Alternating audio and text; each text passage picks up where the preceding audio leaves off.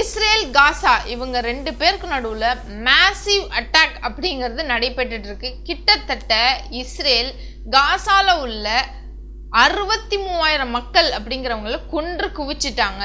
So இது ஒரு மிகப்பெரிய பேச்சு பொருளா உலக அளவில் பேசப்படுது. ஸோ இஸ்ரேல் மீது தவறு அப்படிங்கிறது இருக்கா, இல்லை காசா மீது தவறு அப்படிங்கிறது இருக்கான்னு பார்த்தா அந்தக்கான பதில் அப்படின்னு கேட்டால் யாருமே சொல்ல முடியல. ஏன்னா இஸ்ரேல் அவங்களுடைய சைடில் அவங்களுக்கு நியாயம் இருக்குது அப்படின்னு சொல்கிறாங்க. காசா அவங்களோட சைடை நாங்கள் எங்களோட இடத்த விட்டு கொடுக்க மாட்டோம் அப்படின்னு சொல்கிறாங்க.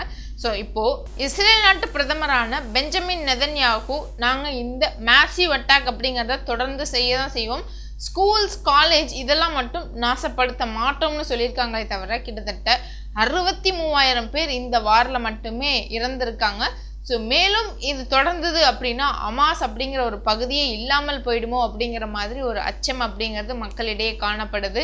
ஒரு பக்கம் இது இருக்க ட்ரம்ப் வேற இஸ்ரேலுக்கு அதிகமான சப்போர்ட் அப்படிங்கிறத கொடுக்குறாங்க. ஸோ இதனால் நாட்டில் என்ன விளைய போகுது அப்படிங்கிறது தெரியல. மேபி 3rd வேர்ல்ட் வார் அப்படிங்கிறது வரத்துக்கான வாய்ப்பு அதிகமாக இருக்குது.